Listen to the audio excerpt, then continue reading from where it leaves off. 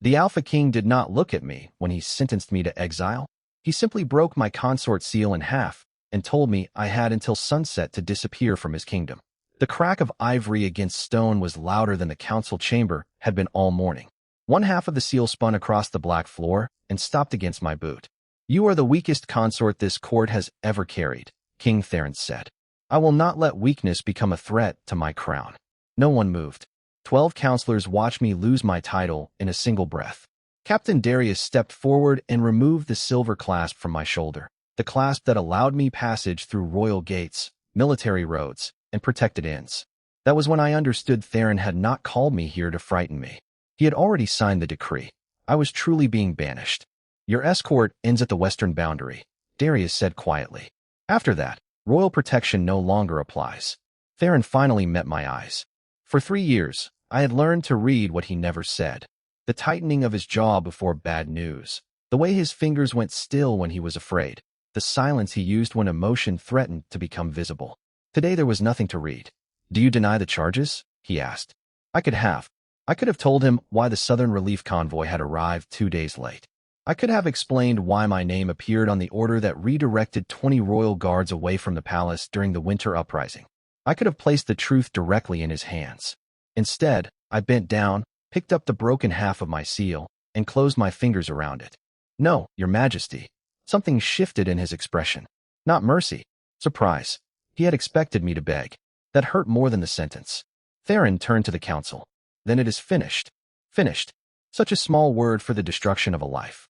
By noon, servants had emptied my rooms of anything marked with the royal crest. My clothes were packed into 2 plain leather cases. The gold key to the eastern residence was taken from me. Even the guards outside my door changed. Yesterday they had bowed. Today they waited to make sure I left. I did not blame them. Rank was a language everyone in the palace understood, and mine had just been erased. As I fastened my travel coat, my hand shook once. I pressed it flat against the table until it stopped. Years earlier, before I had ever entered Theron's court, my mother had taught me the lesson that had followed me into every room since. Do not become another burden someone must carry. So I had made myself useful instead. Quietly. Completely. If Theron needed something fixed, I fixed it before he knew it was broken. If his council needed someone to absorb blame, I understood how to stay silent. I had once believed that if I gave enough without asking to be seen, one day he would see me anyway. The broken seal in my palm told me exactly what that belief had purchased. A knock sounded. Mara, the keeper of royal correspondence, stepped inside. Her face tightened when she saw the packed cases. "I heard. Everyone has." She glanced toward the open door, then lowered her voice. "There's still time to appeal." "To whom?" "To him." I almost laughed. Instead, I crossed to the writing desk and took out the envelope I had sealed before dawn. Thick cream paper. Dark red wax. No royal crest. Mara's eyes dropped to it. "Is that for the king?" "No." That made her look at me sharply. I wrote one name across the front and handed it to her. "This goes to Chancellor Rowan after I crossed the western boundary. Not before." She did not take it immediately. "What's in it?" "Something that should have been recorded a long time ago." "Then why not give it to Theron yourself?" "Because some truths sound like excuses when spoken by the person trying to save himself. Because I was tired of proving that pain had a purpose before anyone would believe it was real. Because if the king needed me to plead before he questioned his own judgment, then whatever remained between us had already died." I said none of that. "Promise me, Mara." Her fingers finally closed around the envelope. "After you cross the boundary." "After I cross." By late afternoon, rain had begun striking the palace windows in hard silver lines. The western road would be mud before nightfall. Darius warned me that the river bridge beyond the royal boundary had been damaged in the last storm. If I missed it before dark, I would have to take the old northern pass, where no crown patrol had ridden in months. "Delay until morning," he said. "The decree says sunset. The king could make an exception." I looked back once at the palace rising above us, every tower familiar, every window holding some version of a life I no longer had. Theron did not appear. He already made his choice. At sunset, the western gate opened. Darius and 2 guards rode with me as far as the boundary stone, then stopped. No ceremony. No farewell. He removed the last royal marker from my horse's saddle and placed it in his coat. "Beyond this point," he said, "I cannot protect you." I nodded and rode forward alone. Behind me, the kingdom's gates disappeared into the rain.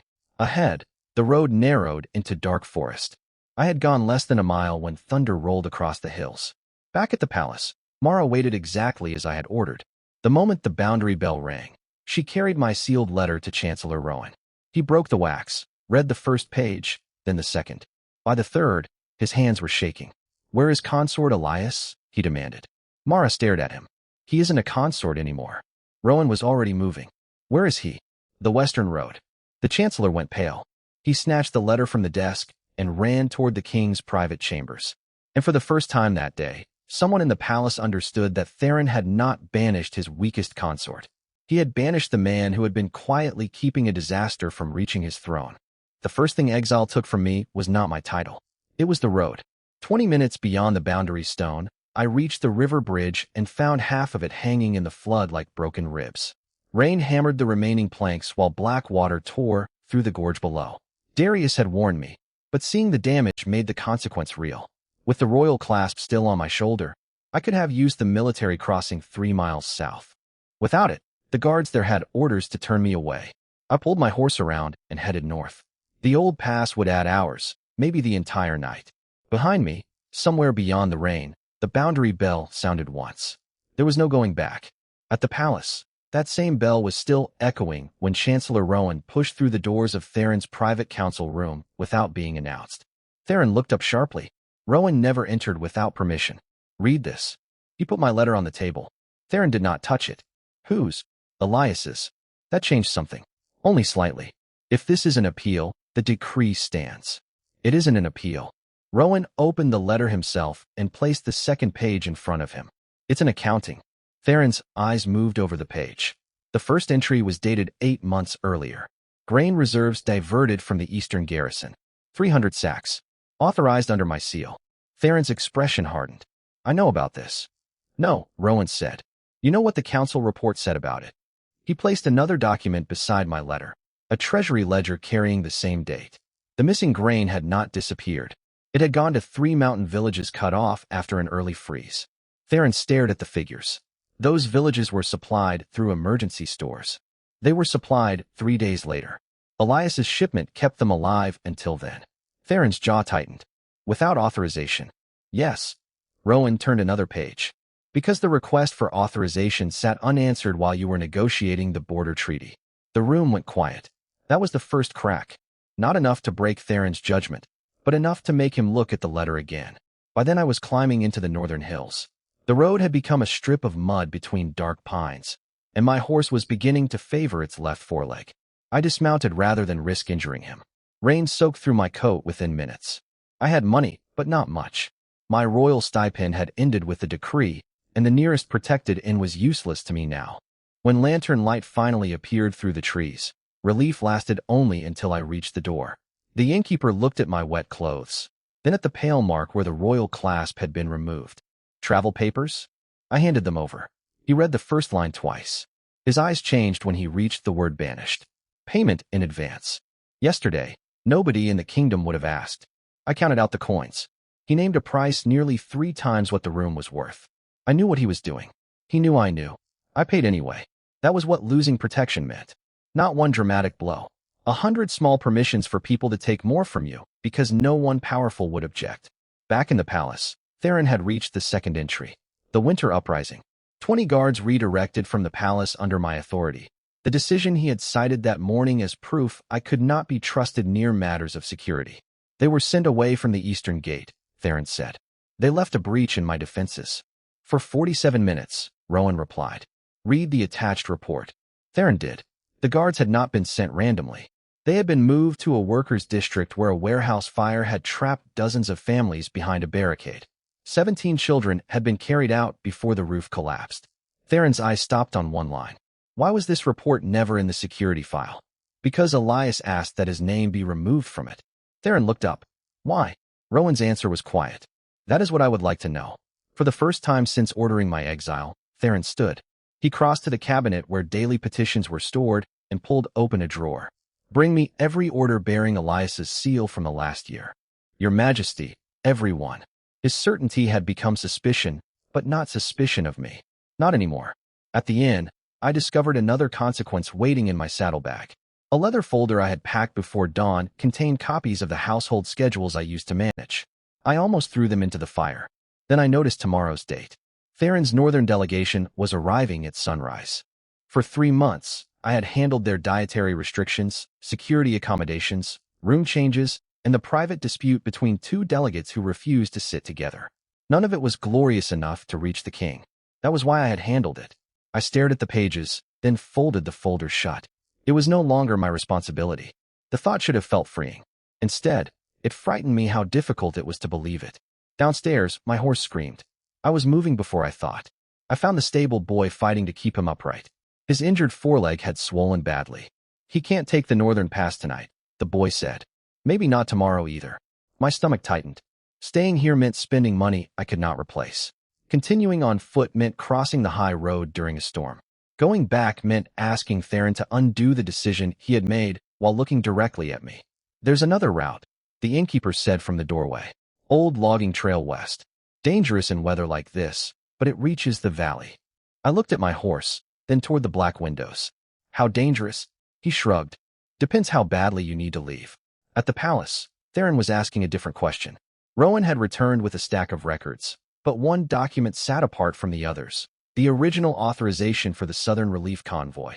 The delay Theron had treated as the final proof of my incompetence. Theron read the order once. Then again. The departure time had been changed in my handwriting. Beneath it was a notation neither man had seen in the council copy. Hold convoy until second inspection. Possible contamination in royal supply crates. Theron's face went still. Contamination? Rowan opened the sealed medical attachment. His color drained. The inspection found poison. Theron looked toward the windows as if he could somehow see through miles of storm and forest to where I had gone. The convoy had not been delayed because I was weak. I had stopped it because someone had put poison in supplies bound for the king's own soldiers. And according to the final line of the medical report, I had ordered the discovery kept quiet because whoever contaminated those crates had never been identified. Theron reached for my letter at last. This time, he opened the first page himself. At the top, in my handwriting, were 7 words that made him forget the storm outside. "I was wrong to keep this from you." The poison report should have made Theron question my exile. Instead, the next page made him question the entire case against me. The medical attachment carried 3 authorization marks. Mine, the royal physician's, and a third seal pressed so faintly into the paper that Rowan almost missed it. Theron held the sheet closer to the lamp. "That's the quartermaster's office." Rowan checked the original convoy order. "It isn't on this copy. Someone had removed it before the documents reached the council." Theron's expression hardened. "Find the original." Rowan did not move. "Your Majesty, this is the original." For several seconds, neither man spoke. Then Theron pulled the council copy from the stack. The papers looked identical until he placed them side by side. On the version used to judge me, the warning about contaminated crates was gone. The physician's attachment was gone. The third seal was gone. All that remained was my handwritten order delaying the convoy. Weak judgment. Unexplained interference. Another failure attached to my name. "Who prepared this copy for the council?" Theron asked. Rowan checked the routing mark.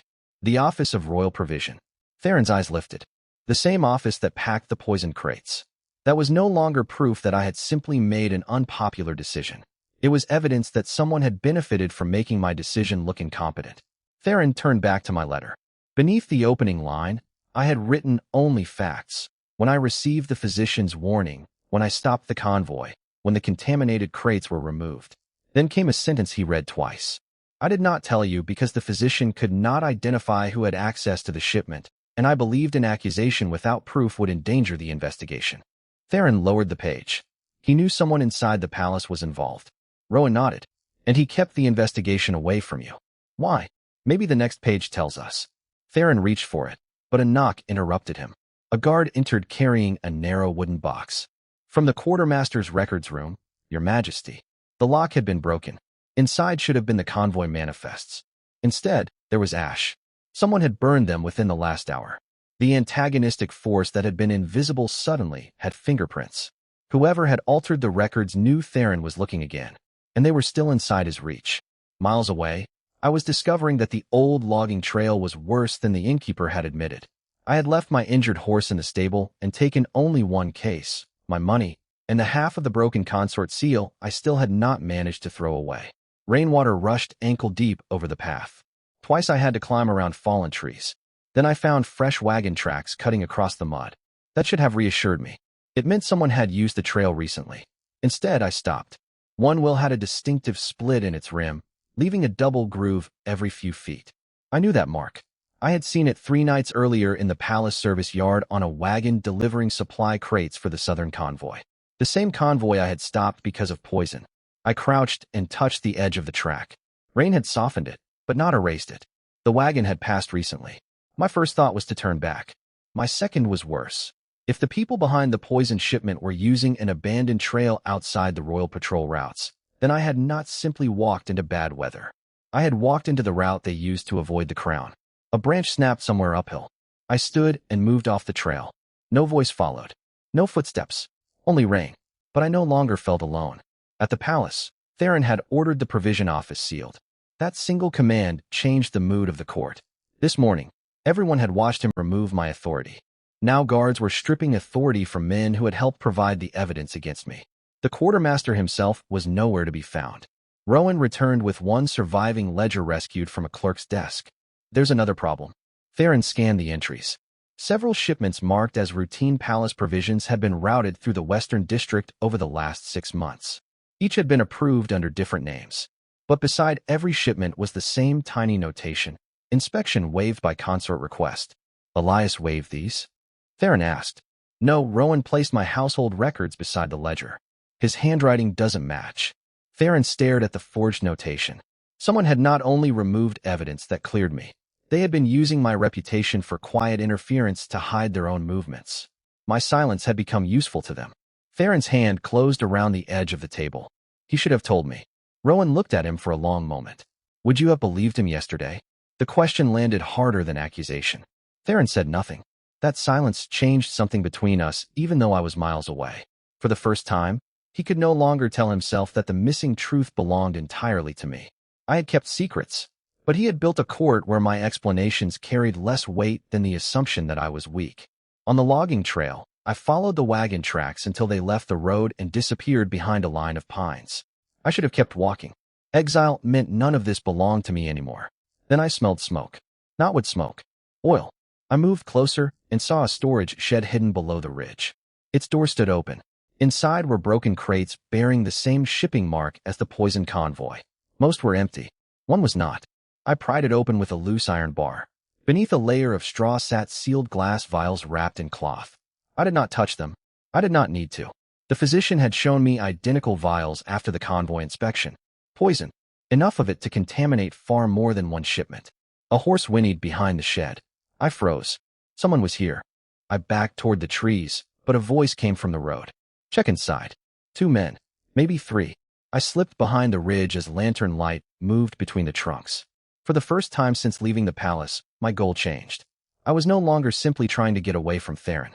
I had found proof that the threat I had tried to contain was still active, and the men carrying it were moving toward the kingdom I had just been forbidden to enter. Back at the palace, Theron finally turned to the 3rd page of my letter. There was only one paragraph. Rowan watched the color leave his face as he read it. The poison was never meant for the soldiers. I changed the convoy route after discovering the original destination code. Those crates were scheduled to return to the palace before the winter feast. Specifically, to your private table. Theron looked at the burned manifests, the forged records, and the broken half of my seal that Darius had placed beside the decree. Then he read my final line on the page. If I was wrong, I destroyed my place beside you for nothing. If I was right, the person who tried to kill you is still close enough to watch what you do next. By the time the first lantern reached the shed, I was lying face down in freezing mud with one hand pressed over my mouth. 3 men entered below me. One wore the gray coat of the Royal Provision Office. I recognized him immediately, not his face, but the brass key ring at his belt. Only senior quartermaster clerks carried keys like that. Burn the rest, he said. The king sealed the office. My stomach tightened. Theron was investigating. That should have made me feel safer. Instead, it meant these men knew exactly how quickly the palace was moving. Another man dragged a crate toward the door. What about the consort? Former consort. The clerk's answer came without hesitation. He took the western gate. I stopped breathing. If he saw anything, then exile solves 2 problems for us. The words turned the rain cold against my skin. They knew where I had gone. Worse, my banishment had stripped away the very protection that might have kept them from touching me. I crawled backward until the ridge hid the lanterns, then rose and moved through the trees. I could not return by the main road. I could not reach the military crossing without royal papers. And if I stayed near the shed, they would eventually find my tracks. For the first time, Theron's decree was not merely humiliating me. It was helping the people who had tried to poison him. At the palace, the consequences were spreading just as quickly. The northern delegation arrived at dawn to find their security rooms unprepared, their seating dispute unresolved, and one delegate refusing to enter the council hall. Theron stood in the middle of the confusion while three officials argued over instructions that had always seemed to appear without anyone asking. "Who handled this?" he demanded. No one answered at first. Finally, Mara said, "Elias." Theron turned. "All of it. He started preparing 3 months ago." She handed him my household folder, recovered from a duplicate archive. Inside were schedules, dietary notes, security adjustments, even the private compromise that kept the rival delegates separated without publicly insulting either one. None of it bore my name on the final copies. Theron stared at the pages. My absence was no longer emotional. It had become operational. "Why was none of this reported to me?" he asked. Mara's expression did not change. "Because when things worked, Your Majesty, you never asked who made them work." Theron dismissed the room. He did not defend himself. That was new. An hour later, another consequence arrived. Guards found the missing quartermaster's horse outside the eastern wall, riderless and bleeding from a shallow cut. Inside the saddlebag was a list of 6 supply routes. 5 had been crossed out. The 6th was the old northern logging trail. My route. Theron was on his feet before Rowan finished reading. "Send riders." Rowan hesitated. "Under what order?" "Protection. The banishment decree forbids royal escort beyond the boundary unless the exile is recalled." Theron's face went still. His own law had become a cage. He could revoke the decree, but doing so publicly before proving why he had been wrong would alert everyone involved in the poisoning that I had become important again. Worse, the sealed provision office had already told them he was looking.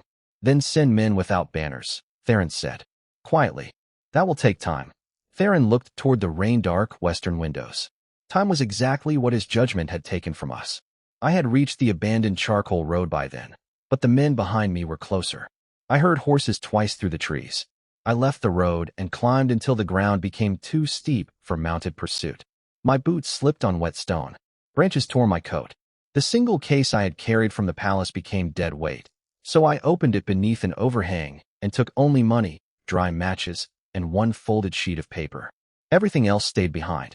3 years of clothes, gifts, court belongings, reduced to something I could abandon in less than a minute. At the bottom of the case lay the broken half of my consort seal. I almost left that too. Instead, I put it in my pocket. Not because I expected the title back. I needed to remember what silence had cost me. Below, a horse stopped. He came this way. I moved again. At the palace, Theron reached the next section of my letter. This time there were no accusations, only dates. 7 of them. Rowan laid the forged supply ledger beside the page. The dates matched 7 unexplained disruptions around the palace. A kitchen inspection, a canceled banquet, a guard rotation, a wine shipment returned unopened, a private dinner moved at the last minute. Theron remembered each one. He remembered being irritated by each one. He also remembered me nearby every time. "He was interfering with my schedule," he said slowly. Rowan shook his head. "He was changing your exposure." Theron looked at the 7 dates again. What he had called nervousness, what he had called meddling, what he had called weakness. A pattern was forming, but one piece still did not fit. If Elias suspected an attempt on my life for months, why didn't he tell me? Rowan turned the letter over. Maybe because he tried. There, pressed faintly into the paper, was the impression of another page that had once rested on top of it. Theron angled it toward the light. A few words became visible. "Your Majesty. Evidence insufficient. Request denied." He called for Mara. She arrived carrying the correspondence registry. They searched backward through 6 months of entries until she stopped. One petition from me had been logged, routed to the King's Security Council, and rejected before ever reaching Theron's desk. The signature belonged to the missing quartermaster. Theron stared at it. The truth moved closer, but it did not absolve him. Someone had blocked my warning, yes. Yet when I later stood before him accused of incompetence, he had never asked whether there was another explanation. Outside the kingdom, I reached a narrow ravine and found the road blocked by a fresh landslide. Behind me came the sound of men moving through brush. Ahead was a drop into fast water. I had nowhere left to go. Then I noticed something wedged beneath a fallen pine. A torn canvas sack stamped with the royal provision mark. Inside were fragments of burned paperwork, probably dumped before the shed was cleared. Most were unreadable. One piece still carried a date and a destination code. I knew the code. Every consort did. It marked deliveries to the private royal residence. Beneath it was a name. Not the quartermaster's. Someone higher. Someone with authority to alter Theron's private schedule without raising suspicion. I folded the fragment into my coat just as a lantern appeared between the trees. At that same moment, in the palace, Rowan found the matching name in the routing registry. Theron leaned over his shoulder. For the first time since opening my letter, certainty returned to his face. So that's who Elias was protecting me from. Rowan did not answer. He was staring at the final unopened page of my letter. Across the bottom, in my handwriting, was a warning neither of them had yet read. Theron reached for it, believing he was finally about to learn who had betrayed him. He still did not understand that the name was only half the truth, and that the greater secret was what I had done to keep that person from realizing I knew. The name on the torn manifest was Lord Varric Hale, Theron's chief minister, and the man who had spent the last year calling me too fragile for court politics. But the greater shock was not that Varric had access to the king's private schedule. It was that the final page of my letter proved I had known for months. Theron unfolded it with both hands. The first line was not an accusation. It was a confession. I let him believe I was incompetent because I needed Varric to believe it too. Rowan read over his shoulder, then looked up sharply. He used his own reputation as cover. Theron kept reading. The delayed convoy. The cancelled dinners. The redirected guards.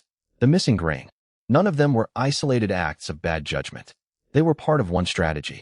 Every time I found evidence that Varric's network was moving closer to Theron, I interfered just enough to stop the immediate threat, but never enough to show that I understood the pattern. If Varric believed I was weak, emotional, disorganized, then my interference looked accidental, annoying, harmless.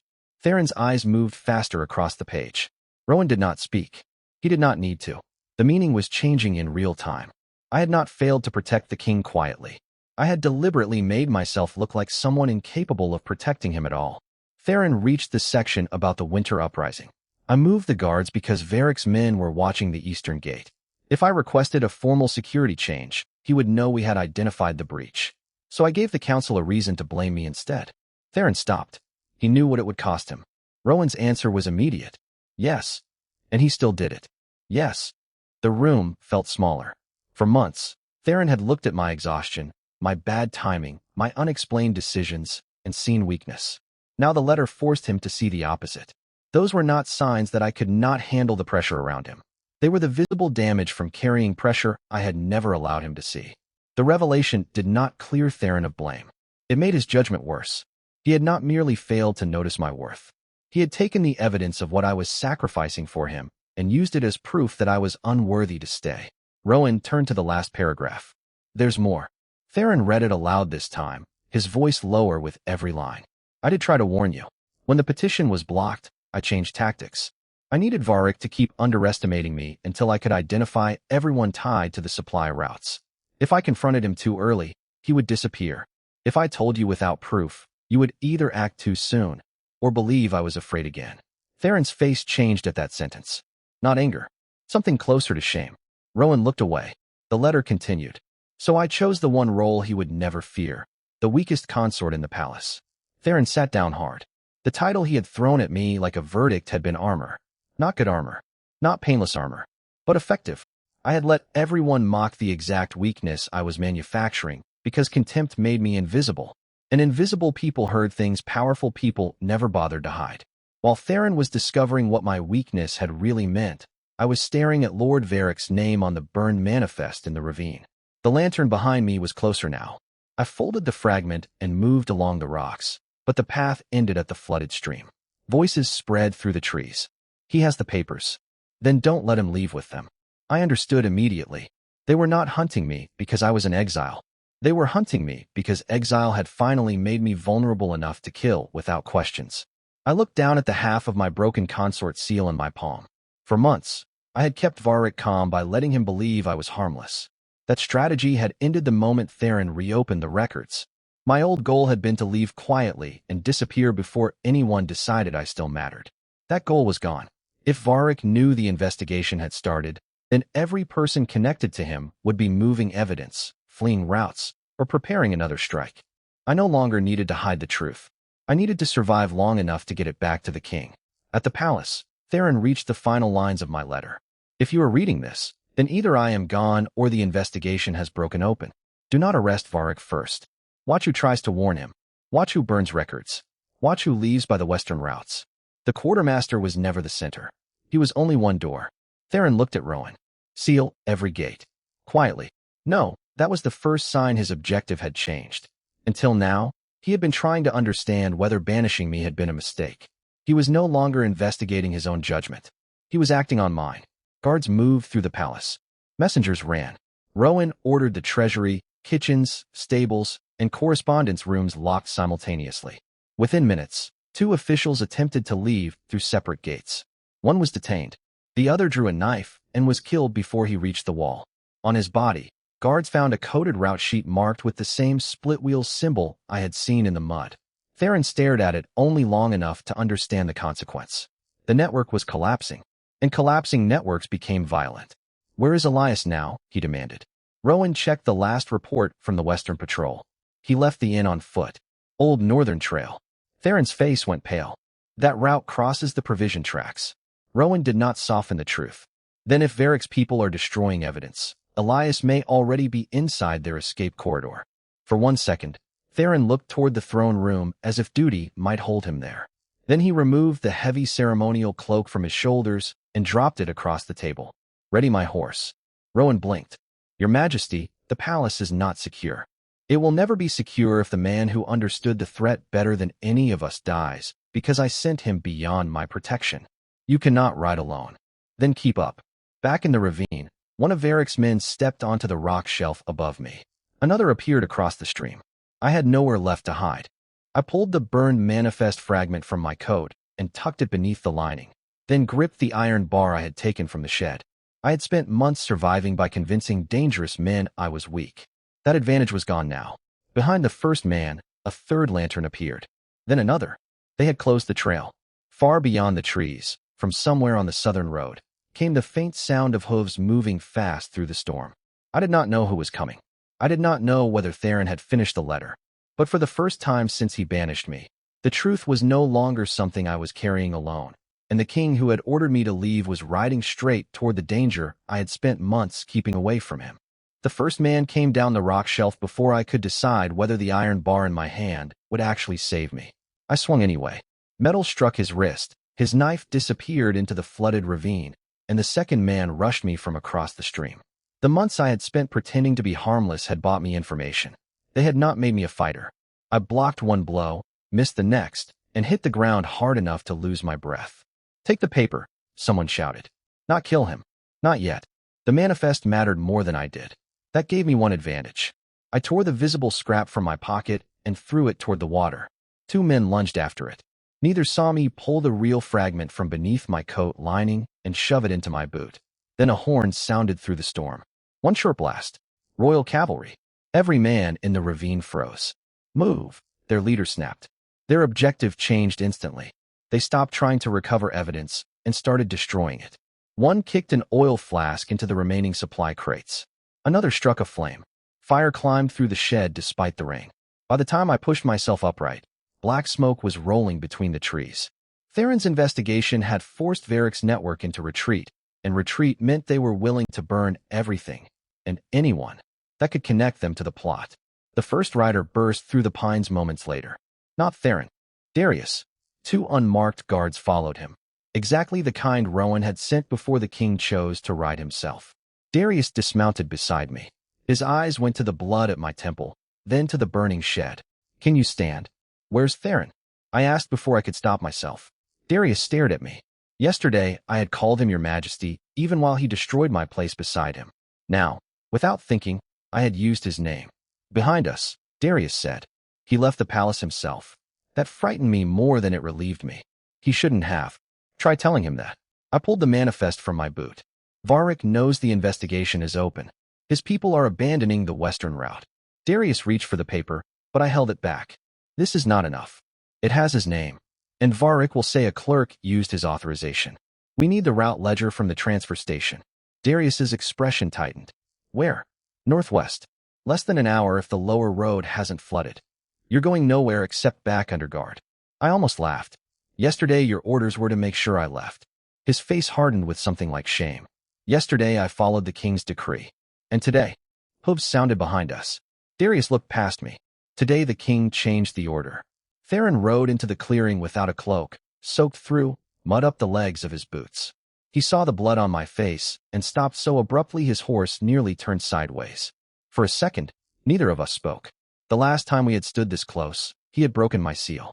Now he looked at me as if the distance between those two moments had become impossible to cross. He dismounted. Elias. I stepped back when he came toward me. He noticed.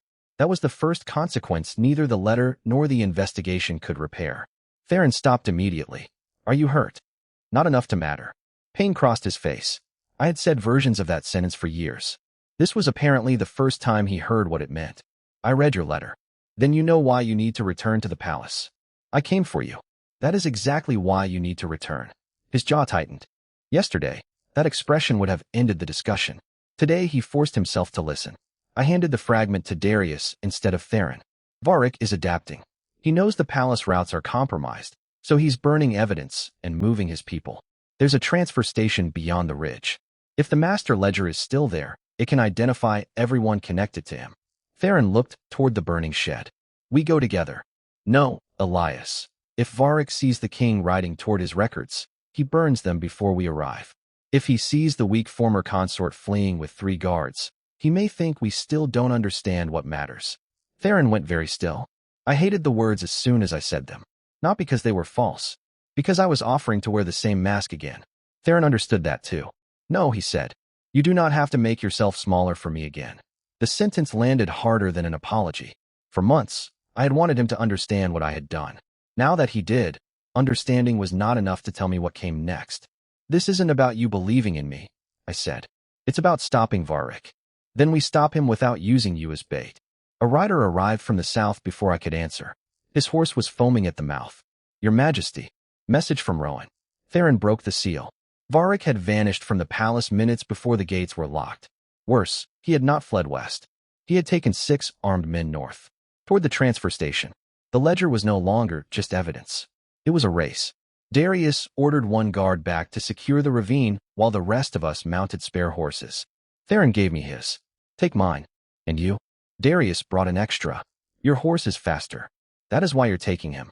It was a small decision compared with everything between us, but it changed the balance.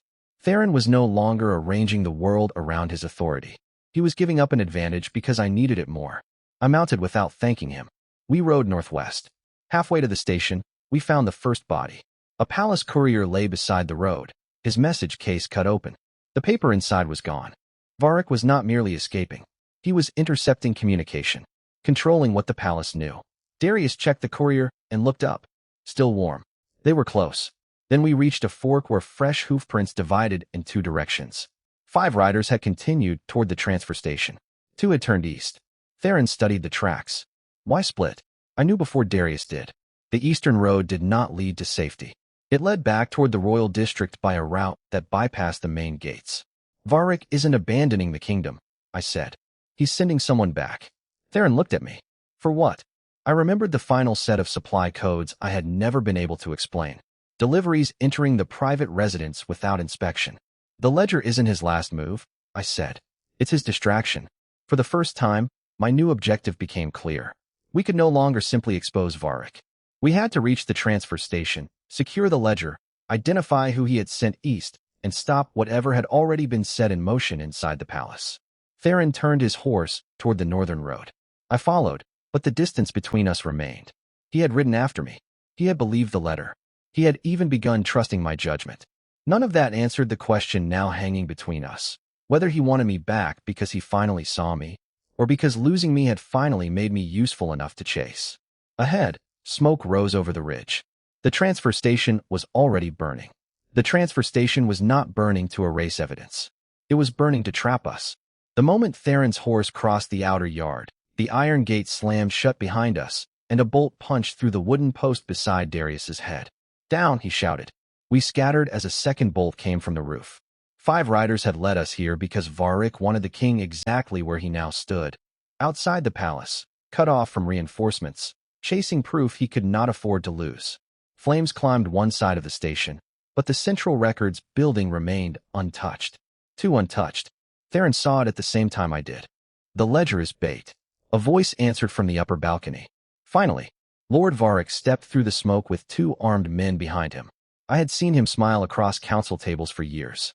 He smiled now as if this were simply another meeting he had arranged. "You should have stayed weak, Elias." Theron moved between us. Varric laughed. "There. That is precisely what I needed." He lifted a folded document. Even through the smoke, I recognized the royal correspondence seal. "Your palace has received orders stating that the king was lured beyond the western boundary by a disgraced consort involved in an assassination conspiracy. Until His Majesty returns and countersigns otherwise, emergency authority passes to the senior council." My blood went cold. Varric had not needed to seize the throne. He only needed Theron absent long enough to control the story. Darius drew his sword. "You forged the order." "Of course." Varric looked at me. "Just as we forged Elias's inspection waivers. People believe paperwork when it confirms what they already believe." That sentence hit Theron harder than the threat. Varric had built his entire plan around the same weakness Theron had shown. Give people a version of me they already expected, and evidence became almost unnecessary. A crash sounded inside the records building. One of Darius's guards emerged through a side door carrying a scorched ledger. "I have it." A bolt struck him before he took 3 steps. He fell. The ledger slid across the wet stones and stopped near the flames. I ran for it. Theron shouted my name, but Varric's men moved too. I reached the book first and kicked it away from the fire.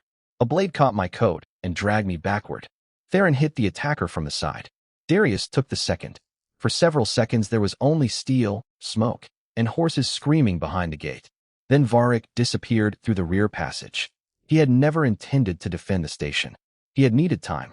We found the ledger intact enough to read, but the last entries changed everything again. The Eastern Riders were carrying forged orders to the palace kitchens and private guard. At noon, Theron's loyal officers would be replaced under emergency protocol. The kitchens would receive a sealed shipment marked medicinal stock. Rowan's name appeared beside both authorizations. "He forged Rowan too," Darius said. I checked the time. "How long until noon?" "Less than 2 hours." The palace was nearly 3 hours away by the flooded main road. Varric had made us choose between proof and people. Theron looked toward the rear passage. "He'll use the forest road." "Let him," I said. "The palace matters more." Theron turned to me. Yesterday, he would have given the order himself. This time he waited. That difference mattered, but not enough to erase what stood between us. "There's an old service route," I said. "It reaches the eastern wall faster, but the bridge only supports riders one at a time." Darius gathered the surviving guards. We left the station with the ledger wrapped beneath his coat. Varric's trap had cost us 1 man, wounded another, and burned the evidence site. More importantly, it had put the palace under a clock. Halfway to the service bridge, we found Varric waiting again, not with soldiers, but with a messenger holding a white flag. The boy handed Theron a sealed note. One sentence was written inside. "Return with Elias in chains, publicly affirm his exile and treason, and the emergency orders will be withdrawn." Darius cursed under his breath.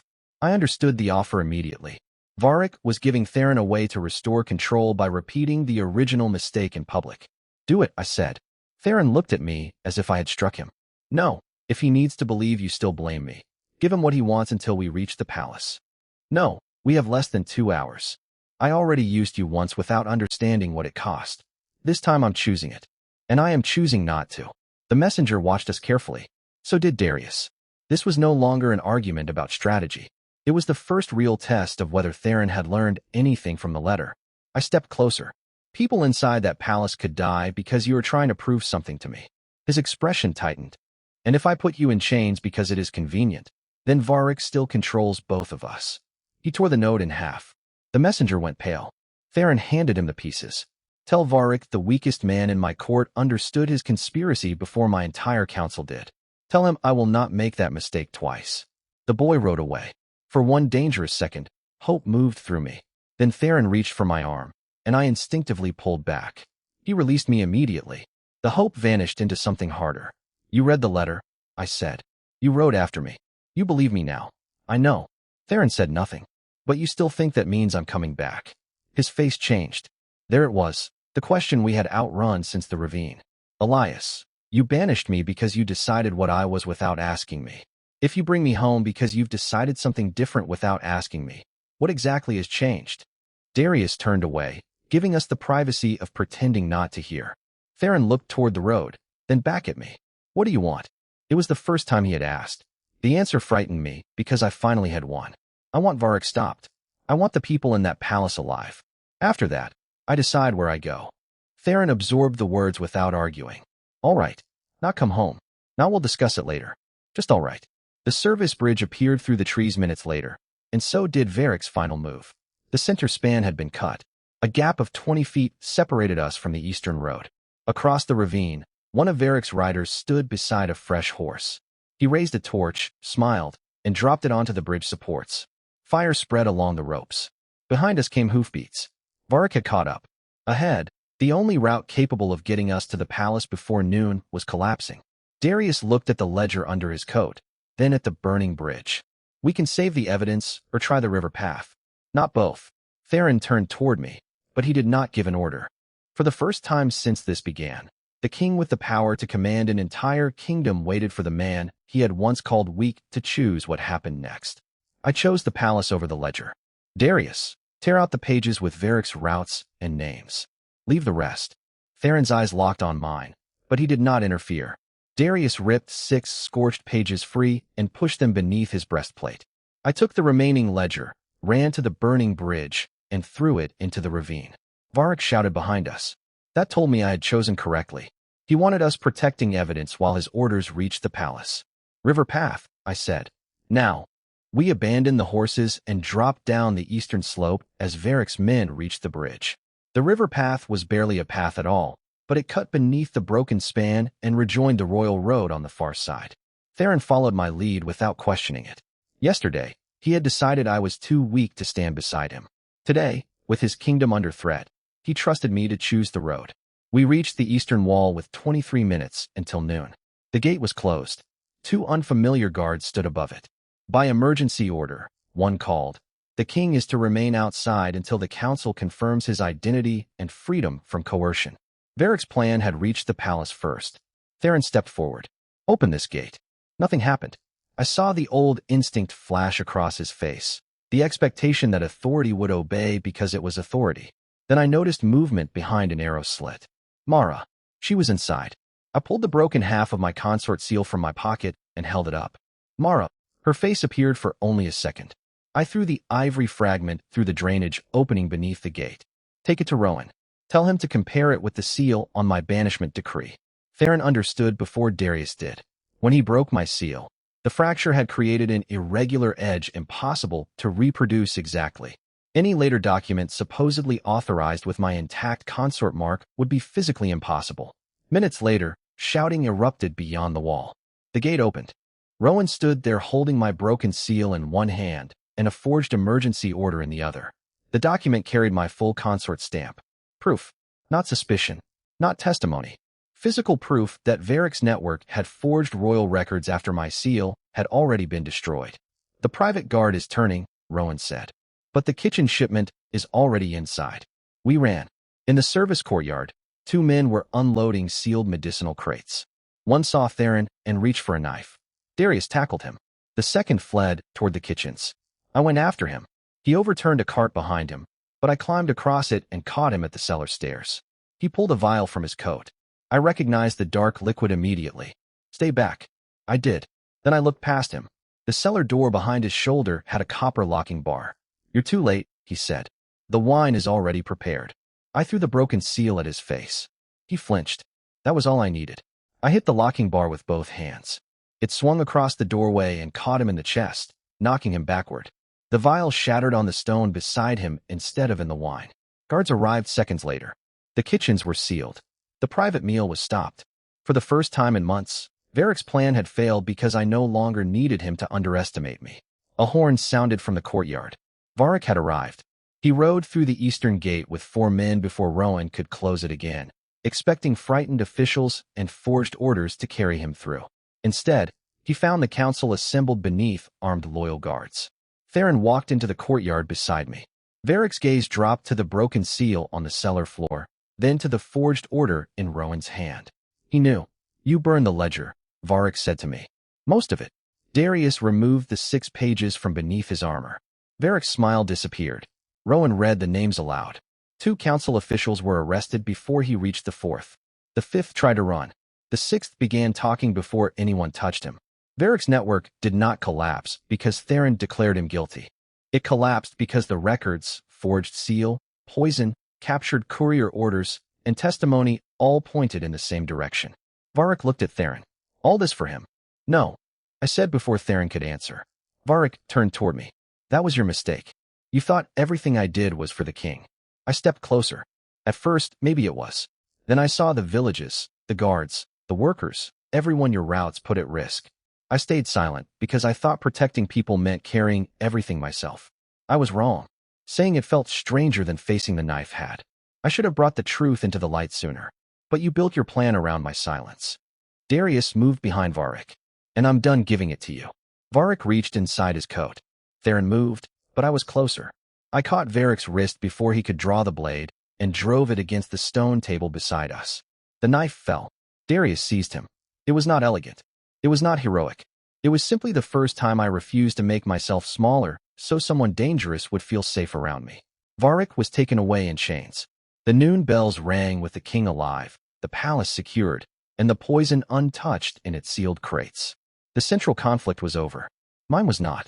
Theron ordered the courtyard cleared, then stood across from me beneath the arch where returning members of the royal household were traditionally received. Rowan held out a new consort seal. "Your Majesty?" Theron looked at it, then at me. He did not take it. "Leave us." When we were alone, he said, "I can revoke the exile. I know. I can restore your title before sunset. I know." His voice dropped. "And I want to." There it was. The moment I had once imagined would heal everything. It did not.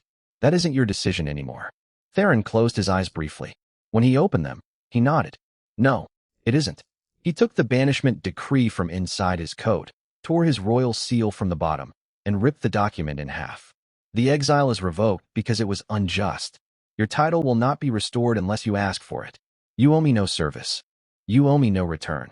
He placed the torn decree on the stone between us. "And if you leave today, no guard will stop you." That was the answer to the question I had carried since he found me. He had not changed because he finally understood my usefulness. He had changed enough to risk losing me after understanding my worth. My throat tightened, but I did not move toward him. "I don't know if I can forgive you." Pain crossed his face. He did not hide it. "Then don't. Not because I want you to." For the first time, the Alpha King stood before me with no command, no decree, and no bargain. Varric had lost control of the kingdom. Theron had voluntarily surrendered control of me. And with the palace safe behind us and the road still open beyond the gate, the final choice was mine. By sunset, the palace had stopped calling me a traitor, but I still walked through the western gate alone. Theron did not stop me. That mattered more than I expected. Varric was imprisoned. The forged orders had been collected. The poison crates were sealed under guard, and the surviving officials named in the ledger were being questioned. Rowan had publicly withdrawn every charge attached to my exile. Darius had even returned the royal marker taken from my saddle. I left it on the table. The road beyond the gate was still wet from the storm, but no guard followed me to the boundary stone.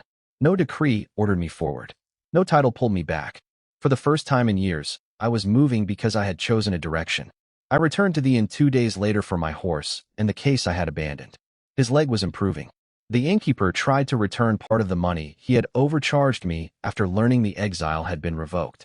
I told him to keep it, not because I had forgiven the insult, because I no longer needed every wrong corrected before I could move on.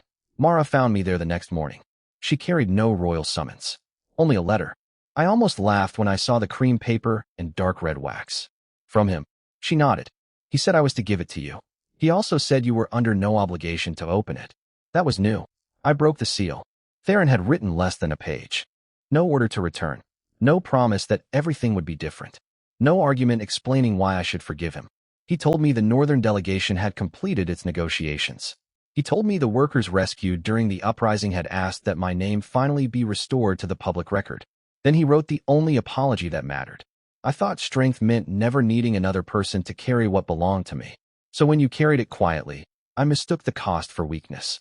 I will not ask you to prove your worth to me again. I folded the letter. Mara watched my face. Are you going back? Not today. She smiled slightly. He told me not to ask that either. Weeks passed. I rented 2 rooms in a small town south of the river, close enough to hear news from the capital and far enough that nobody cared where I sat at dinner. At first, I kept waking before dawn with lists already forming in my head. Who needed protection? What problem I should solve before anyone noticed? Which inconvenience I could absorb so someone else would not have to? Then one morning, I did nothing. The world continued. It was almost offensive how simple that lesson was. Being useful was something I could choose. It was not the price of being allowed to stay. Theron never summoned me. He wrote instead. Sometimes I answered. Sometimes I did not. He never punished the silence. When I disagreed with him, he asked why. When I told him I did not know, he waited. Trust did not return in one dramatic moment. It returned in small places where power could have been used and wasn't. 3 months after my exile, I entered the palace again. Not as a consort. Rowan had asked me to testify during the final hearings against Varric's network, and I agreed because the truth belonged in the record now. Theron was waiting in the council chamber. The same black floor. The same long table. For 1 second, I could almost hear ivory cracking against stone. Then I noticed what was missing. My chair had not been restored beside Theron's throne. Instead, a chair stood across from him at the council table, equal in height to the others. No one had assumed where I belonged. Theron rose when I entered. Elias, Your Majesty. Something almost amused moved through his eyes. Still that. For now. All right. He did not correct me. After the hearing, Rowan brought out the evidence that had started everything. My letter, preserved inside a protective case. The pages were worn at the folds from being handled during the investigation. Beside them lay the 2 halves of my old consort seal. Darius had recovered the half Theron broke in the council chamber and placed it with the one I had carried through exile. Theron picked up neither. What should we do with them, he asked. Once, that question would have been absurd. Kings decided what happened to royal records. Keep the letter, I said. Burn the seal. Theron looked at me, then nodded. We watched the ivory pieces disappear into the council brazier. I expected grief. Instead, I felt relief. The letter had once carried truths I could not say aloud. The broken seal had once proved how completely another person could remove my place in the world. Neither object had that power anymore. Theron walked with me to the western gate afterward. It was late afternoon, almost the same hour he had banished me. I meant what I wrote, he said. I know. And I know that doesn't require anything from you. I looked at him. That was the difference. He finally understood that seeing me was not the same as owning the outcome. I stayed silent because I thought asking to be believed would make what I gave you less real. I said. That was my mistake. Theron's eyes lowered. And mine was teaching you that silence was safer than trusting me with the truth. Neither of us tried to soften it. I can't go back to what we were, I said. I don't want you to. He looked toward the road. If there is anything after this, I want it to be something we choose while looking directly at what it costs. I let the words settle. Months earlier, I would have heard a request like that as another task. Something to fix. Something to earn. Now I heard what it actually was. A possibility. Then start with dinner, I said. Theron blinked. Dinner. Tomorrow. In town. No guards at the table. No council. And if you start giving orders to the innkeeper, I'm leaving. He laughed. It was the first sound between us that did not carry the weight of a kingdom. Those are difficult terms. You can say no. His smile faded into something warmer. That's the point, isn't it? Yes. He came to dinner. Then another. Months later, when I chose to spend more time at the palace, I did so without taking back the old title. Eventually, we created another one, with duties written down instead of silently absorbed and authority that did not depend on being Theron's consort. What happened between us took longer. That was right too. Forgiveness arrived after trust, not before it. Love returned only after I learned I could leave, and Theron learned he could not make me stay. Nearly a year after the day he banished me, we stood at the western gate again. Rain had started, soft this time. Theron held the first letter I had written him since returning. Not a warning, not evidence, not a confession. Just a letter because I had been away for 3 days and had wanted to write. He folded it carefully and handed it back. You don't need this anymore, I said. No, his eyes stayed on mine. Now I can ask you. Behind him stood the palace where he had once decided my future with a single word. Behind me stretched the road I now knew I could take whenever I chose. Theron did not reach for me. He did not invoke my title. He did not tell me where I belonged. May I stay with you tonight? He asked. I thought of the broken seal, the western boundary, the letter that had finally made him ride after me, and the man I had once believed I needed to become smaller to keep. Then I took his hand, not because he was my king, not because he needed me, and not because I was afraid of being left without a place beside him. I took it because the choice was mine. The first time Theron stood at that gate, he looked at me and said, "Go." This time he asked if he could stay, and I was finally strong enough to choose the answer.